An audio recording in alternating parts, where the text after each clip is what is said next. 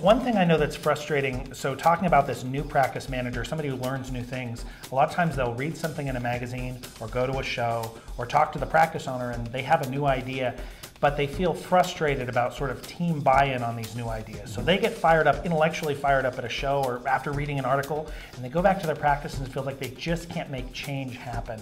What kind of advice do you give a practice manager in that position? Sure. I mean, ultimately, that's the hardest part. I mean, we can sit here and talk about ideas all day long, but if we can't implement them, then we're really going nowhere. And that's what's fun about being at conferences such as this, is that you do get fired up, you get inspired, you understand, that several people have the same problem that you do. And so you go back to the practice on Monday morning and boom, you urgently have all these little fires that have come up since you've been gone.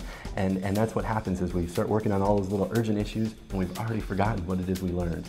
So what I would really encourage you to do is walk out of here with 3 or 4 concrete goals and go back and Monday, Tuesday, Wednesday, take your practice owner or owners out to lunch and say, hey, for the next 3 months, I want to see these ideas implemented.